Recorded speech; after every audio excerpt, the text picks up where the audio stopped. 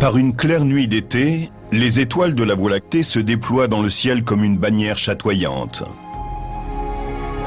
Dans l'Antiquité, les Égyptiens voyaient en cette rivière d'étoiles une voie de passage vers l'au-delà. Mais ce sont les Grecs qui, les premiers, l'ont appelée la Voie lactée. En grec, le mot galactos signifie lait.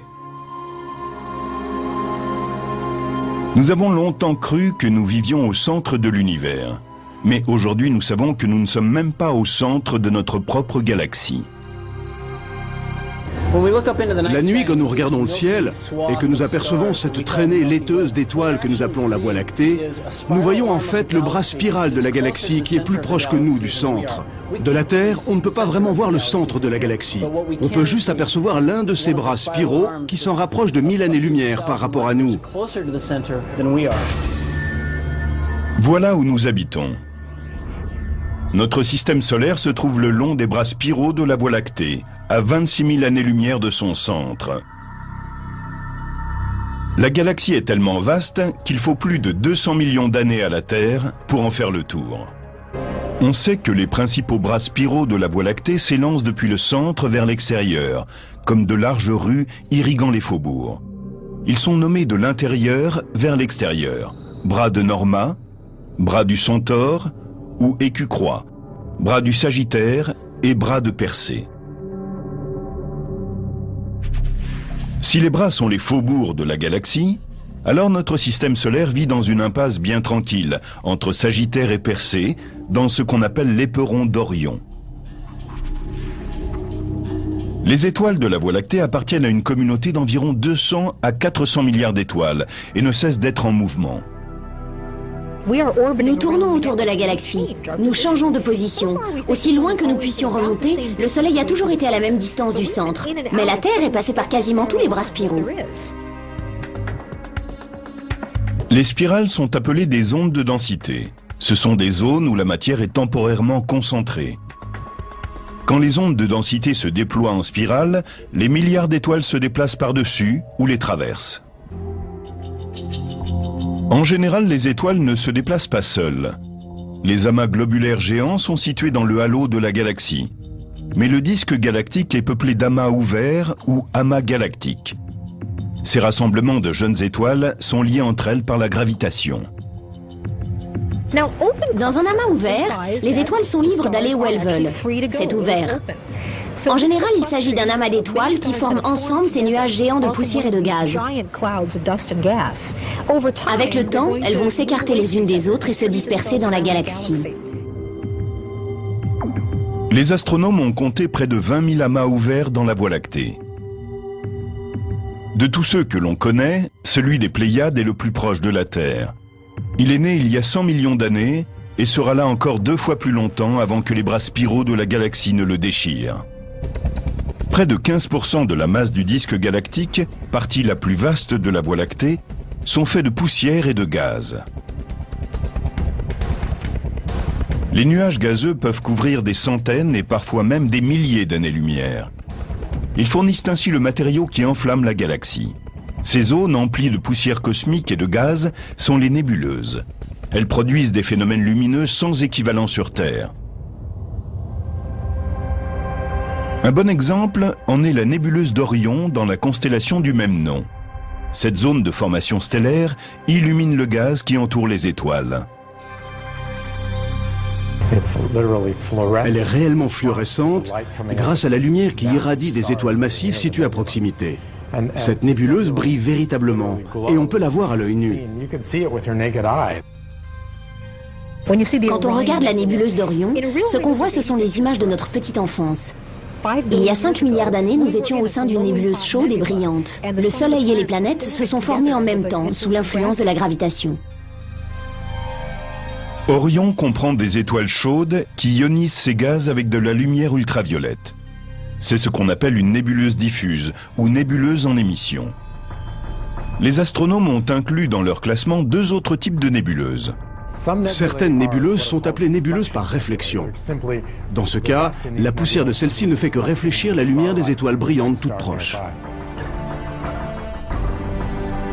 La nébuleuse de la tête de sorcière est un exemple de nébuleuse par réflexion. Elle tire sa luminosité de l'étoile Rigel. Les nébuleuses par réflexion paraissent bleues pour la même raison que notre ciel. La lumière bleue est plus facilement reflétée que la rouge.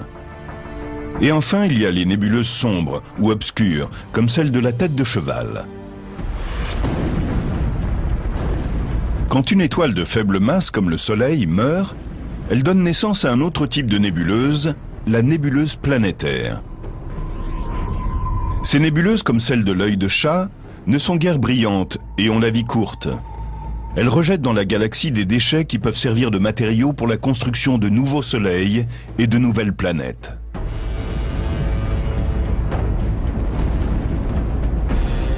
De même, les étoiles mourantes rejettent des nuages de poussière et de gaz qui peuvent se rassembler pour former des étoiles. Les nébuleuses sont les centres de recyclage de la galaxie, où ce qui est vieux redevient neuf. Chaque génération d'étoiles produit des éléments plus lourds qui deviennent le matériau de tout ce qui existe dans l'univers.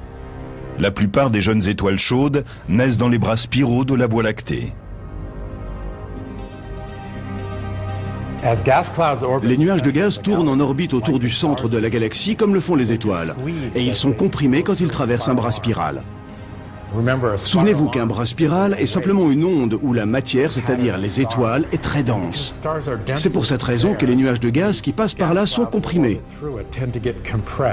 Ce phénomène permet à la gravitation d'en prendre le contrôle et leur effondrement favorise la formation d'étoiles massives, ici plus que partout ailleurs.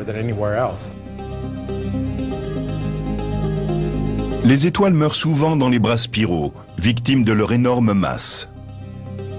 Récemment, nous avons découvert que la Voie lactée était une galaxie spirale barrée. En effet, il y a une barre d'étoiles qui traverse le centre de la galaxie et dont émergent les bras spiraux. Couvrant 27 000 années-lumière, elle est la plus populaire de la galaxie. 30 millions d'étoiles gravitent vers elle. La barre de notre galaxie est le résultat naturel de la force de gravitation. Ce sont les interactions gravitationnelles des étoiles qui permettent la formation du disque et du bulbe de la Voie lactée. Et les mêmes forces amènent aussi les étoiles à se rassembler dans cette configuration que l'on appelle une barre. Au milieu de la Voie lactée, on trouve un immense bulbe central. Pour l'essentiel, il est composé d'étoiles vieilles de 10 à 11 milliards d'années.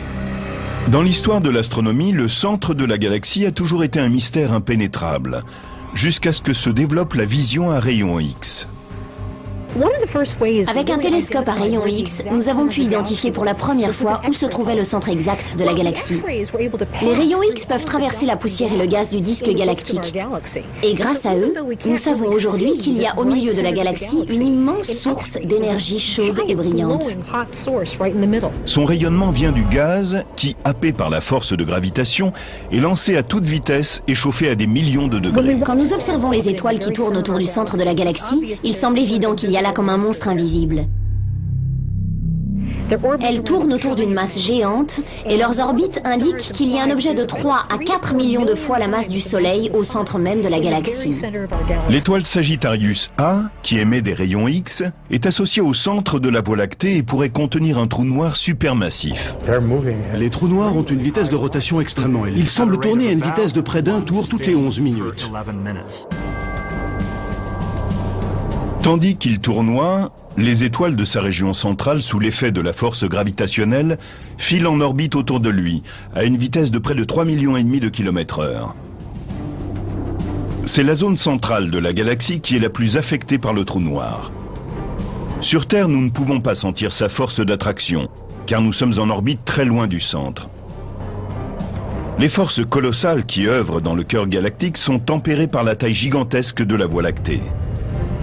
Quand une étoile est heurtée, il arrive qu'elle soit dépouillée de son atmosphère et réduite à un noyau qui continue à tourner en orbite. Parfois même, elle peut tomber dans le trou noir et disparaître. Mais un autre phénomène se produit autour d'un trou noir. Ce voisin agité et dangereux assure aussi une fonction de nurserie stellaire. Nous observons des étoiles qui se déplacent extrêmement vite autour du trou noir. Ce sont de jeunes étoiles qui se sont formées tout récemment. Nous appelons ce phénomène le paradoxe de la jeunesse, parce qu'il est difficile d'imaginer comment ces jeunes étoiles massives ont pu se former en présence d'un trou noir. Et pourtant elles sont là. Récemment, les astronomes ont découvert que toutes les étoiles happées par un trou noir n'étaient pas condamnées à y rester. Pour qu'une étoile entre en crise, il faut un faisceau de circonstances très particulières. En fait, cela nécessite la présence de deux étoiles. La plupart de celles que vous voyez dans le ciel ne sont pas solitaires, elles vont par paires. Ce sont des étoiles binaires ou doubles. Elles tournent en orbite l'une autour de l'autre, reliées par la force de gravitation. Mais il peut arriver qu'une étoile double située dans le centre galactique soit bousculée par celle qui l'entoure et arrive trop près du trou noir. À ce moment-là, quand la force gravitationnelle du trou noir est plus puissante que celle qui relie les deux objets, l'étoile double est divisée. L'une des étoiles, généralement celle dont l'orbite est la plus resserrée autour de lui, sera capturée par le trou noir. Et l'autre y prendra de l'énergie et sera éjectée à une vitesse incroyable.